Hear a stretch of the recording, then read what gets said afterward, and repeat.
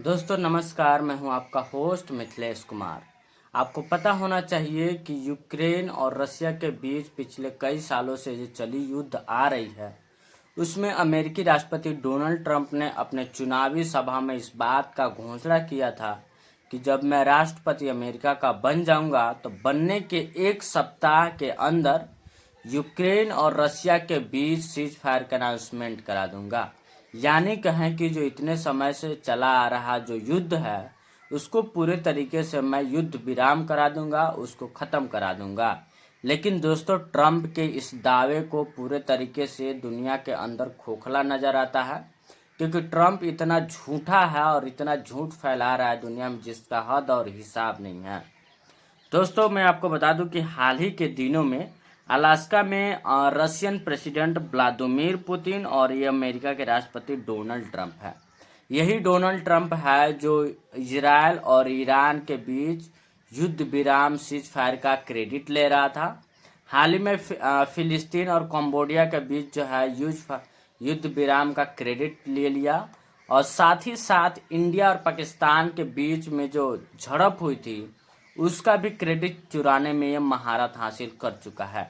और वैश्विक स्तर पे ये ट्रंप इतना पागल हो चुका है कि अन्य सही कई सारे देशों के साथ मिलकर ये चाहता है कि देश मुझे नोबेल प्राइज के लिए नॉमिनेट करे। दोस्तों, अलास्का में हुई इस मीटिंग के दौरान दुनिया भर के मीडिया हाउस और प्रेस कॉन्फ्रेंस और कई सारे जियो पॉलिटिक्स से जुड़े डिप्लोमेट को ये उम्मीद थी कि अमेरिकी राष्ट्रपति डोनाल्ड ट्रंप और पुतिन जो ये मिल रहे हैं, शांति समझौता का जो उद्देश्य है इस बार पूरा होते हुए नजर आएगा। दोस्तों, आपको पता होना चाहिए कि यूक्रेन और रसिया जो है पिछले 3 साल से लगातार एक दूसरे के विरुद्ध युद्ध करते आ रहे हैं।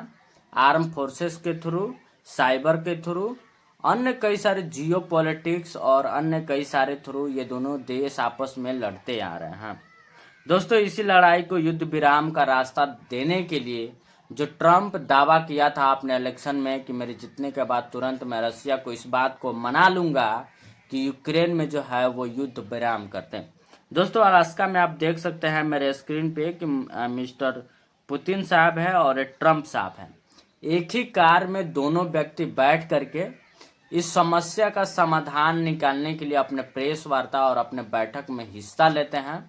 हिस्सा लेने के दौरान दोनों देशों के बीच कृषि, आर्थिक और रक्षा सौदे पर वार्तालाप हुई।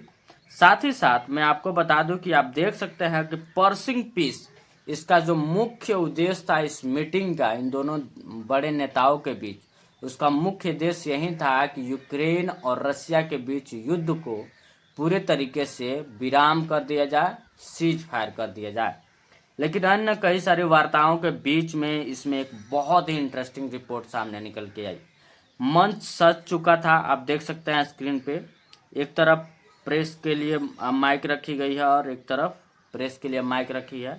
इधर पुतिन साहब आते हैं, इधर डोनाल्ड ट्रंप साहब आते हैं, और इधर मीडिया हाउस के लिए और डिप्लोमेटिक अधिकारी जो होते हैं उनको बैठने के लिए चेयर लगाया गया था। दोनों देश के नेता आते हैं, गर्मजोशी के साथ मीडिया को कॉन्फ्रेंस करते हैं और इस बात का एड्रेस करते हैं कि दोनों देशों के बीच सकारात्मक पहलू पर बातें हुई हैं, लेकिन रसिया और यूक्रेन के बीच जो युद्ध चल रहा है उस पर तत्काल प्रभाव में अभी कोई फैसला हम दोनों के द्वारा नहीं लिया गया है। इसका मतलब क्या है दोस्तों, कि चुनावी कैंपेन में जिस तरीके से अमेरिकी राष्ट्रपति डोनाल्ड ट्रंप पूरे दुनिया को इस बात को बता रहा था कि मेरे आने के बाद यूक्रेन और रसिया के बीच युद्ध विराम करा दूंगा, वो पूरे तरीके से फेल नजर आता है।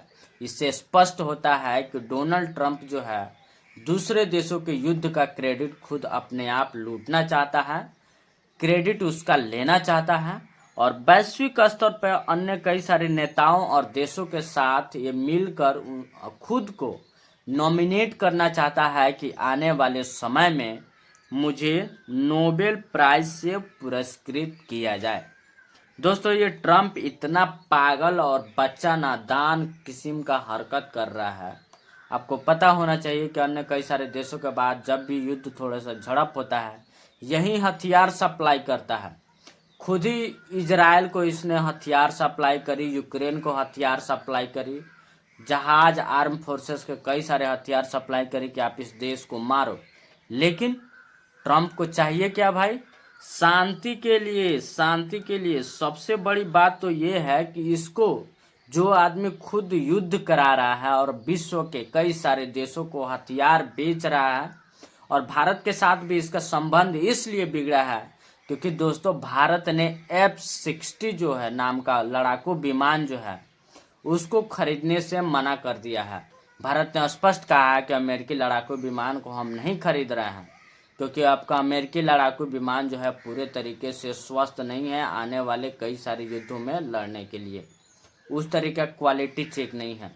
ट्रम्प का भड़कने का मेन कारण यही है, जो आए दिन इंडिया के ऊपर टैरिफ चिल्लाते रहता है और इंडिया को कई सारे अनर्गल बातें बोल के चला जाता है। ये तो हमारी सरकार की कमी है जो ट्रम्प को खुले मुंह से धमकी नहीं देती है, खुले मुंह से उसको जवाब नहीं देती है और उसकी औकात नहीं दिखाती है। खैर दोस्तों, यह अमेरिकी राष्ट्रपति डोनाल्ड ट्रम्प इतना पागल हो गया है नोबेल प्राइज के चक्कर में कि किसी भी देश का श्रेय लूटने में यह पीछे नहीं रह रहा है। लेकिन दोस्तों इसके बाद से ये पूरे तरीके से कंफर्म हो गया कि ट्रम्प बहुत बड़ा बुड़बाला है। इन्होंने अपने श्रेय को और दुनिया भर में चमक धमक को आगे लाने के लिए हमेशा से ही बड़े नेताओं के साथ इसने झगड़ा करना शुरू कर चुका है, जैसे कि ईरान के नेता, इंडिया के साथ, रसिया के साथ, ताकि ये हमेशा लाइमलाइट लूटता रहे, हाईलाइट में बना रहे।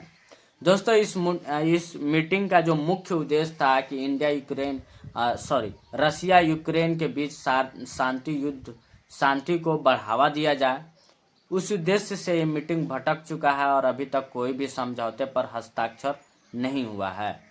दोस्तों साथ ही साथ मैं आपसे गुजारिश करूंगा कि अगर आप कॉम्पिटिटिव एग्जाम की तैयारी करते हैं, SSC, BPSC या फिर SBI और बैंक, PO क्लर्क और अन्य कई सारे प्रतियोगी परीक्षाओं की तैयारी करते हैं जिसमें कॉम्पिटिटिव एग्जाम के तौर पर करंट अफेयर से अपडेटेड रहना चाहते हैं, साथ ही साथ आपको ये पता होना चाहिए कि इंडिया के अन्य कई सारे देशों के साथ कैसे रिश्ते हैं, कैसे डील हो रही हैं, उन सारी चीज़ों को पूरे डीप के साथ समझने के लिए आप हमारे इस चैनल को सब्सक्राइब कीजिए, वीडियो लाइक शेयर जरूर कीजिए। मिलता हूँ आपसे अगले वीडियो में, तब तक के लिए जय हिंद।